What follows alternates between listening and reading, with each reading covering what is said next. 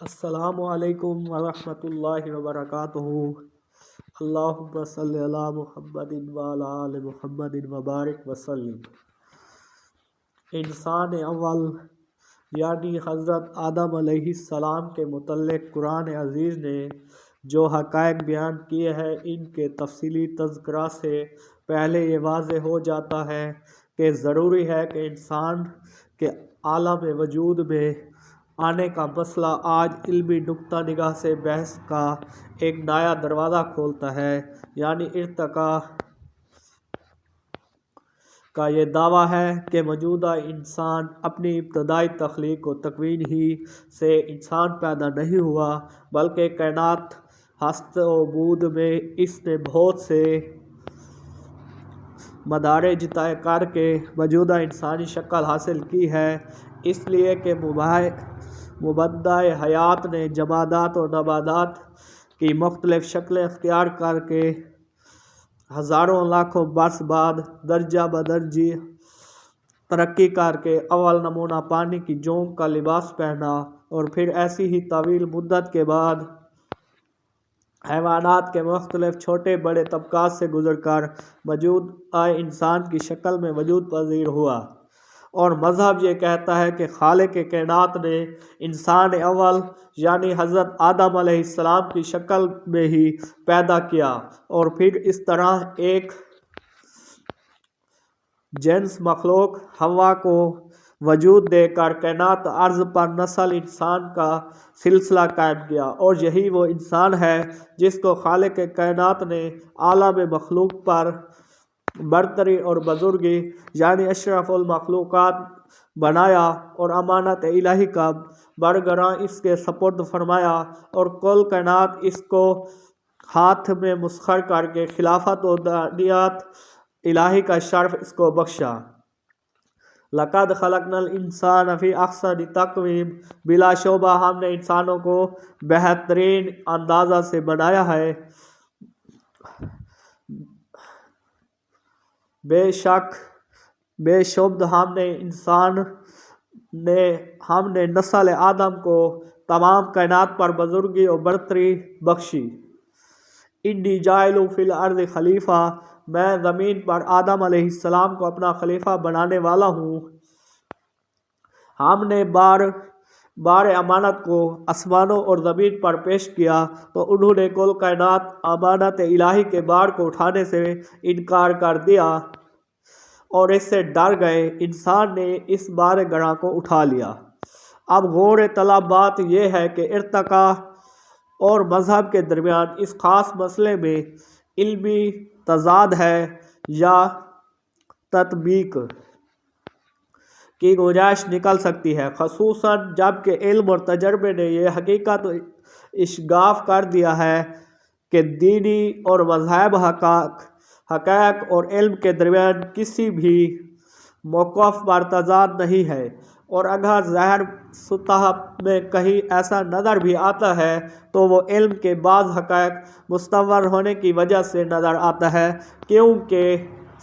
بارہا یہ دیکھا گیا کہ جب بھی علم کے مستور حقائق سے پردہ اٹھا تو اسی وقت تضاد بھی جاتا رہا اور وہی حقیقت نکھر کر سامنے آ گئی جس کا اظہار وحی الہی کے ذریعے ہو چکا تھا۔ دوسرے الفاظوں میں یوں کہہ دیجئے کہ علم اور مذہب کے درمیان اگر کسی وقت بھی تضاد نظر آیا تو نتیجے میں علم کو اپنی جگہ چھوڑنی پڑی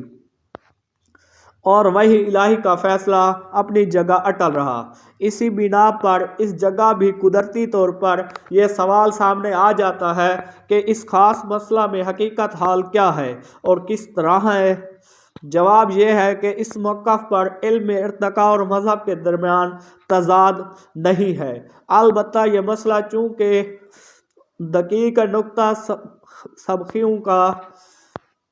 حامل ہے، اس لیے یہ مقام اس کے تفصیلی مباحث کا متحمل ہے نہیں ہو سکتا اور اسی کتاب کے کسی دوسرے مقام پر زیر بحث آ سکے گا۔ تاہم اس جگہ یہ حقیقت ضرور پیش نظر رہنی چاہیے کہ انسان اول جو کہ موجودہ نسل آدم علیہ السلام کا باوائے آدم ہے، خواہ ارتقائی ہو اور علم اور مذہب دونوں کا اس پر اتفاق ہے کہ موجودہ انسان ہی کائنات کی سب سے بہتر مخلوق ہے، عقل و دانش کا پیکر ہی ہے، اپنے اعمال و کردار کے لیے جواہدہ اور دستور قانون کا مکف ہے، یا اس کی اس طرح تعبیر کر لیجئے کہ انسانی کردار اور اس کی علمی و عملی نیز اخلاقی عوامل اور محرکات کے پیش نظر اس بات کی کوئی اہمیت نہیں ہے کہ اس کی تخلیق و تکوین اور عالم میں وجود میں آنے کی تفصیلات کیا ہیں، بلکہ اہمیت کا موقف یہ ہے کہ اس عالم کون و مقام میں اس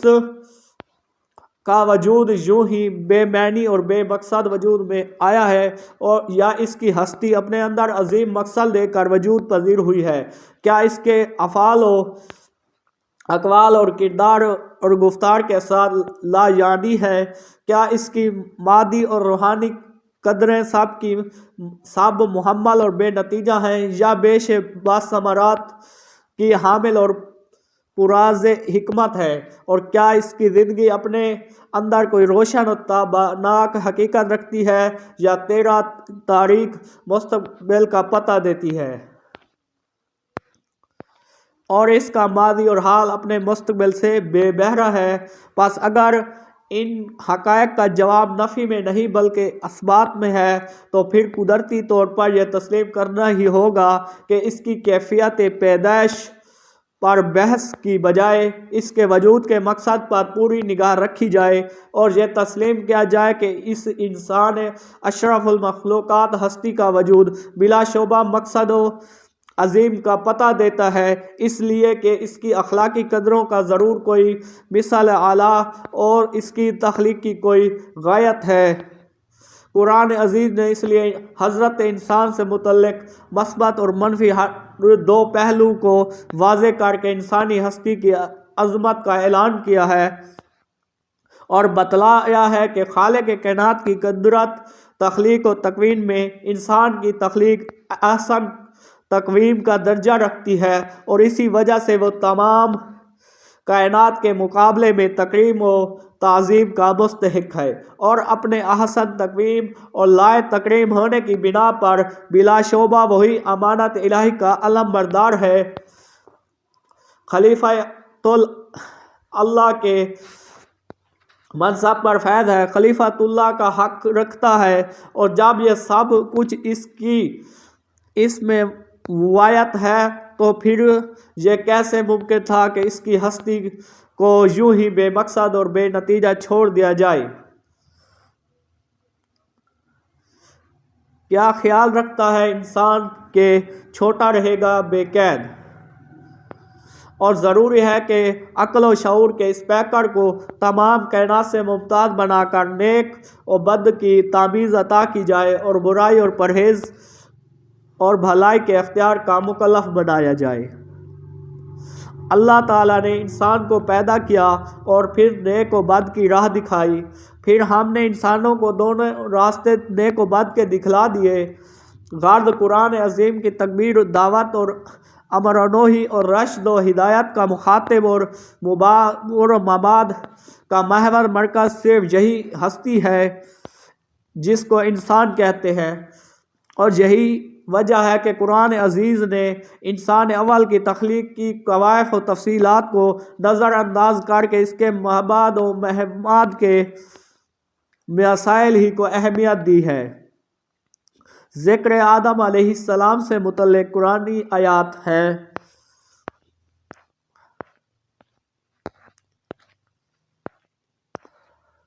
قرآن عزیز میں انبیاء علیہ السلام کے تذکروں میں سب سے پہلا تذکرہ ابو البشر حضرت آدم علیہ السلام کا ہے، اور حسب ذیل صورتوں میں بیان کیا گیا ہے۔ والسلام۔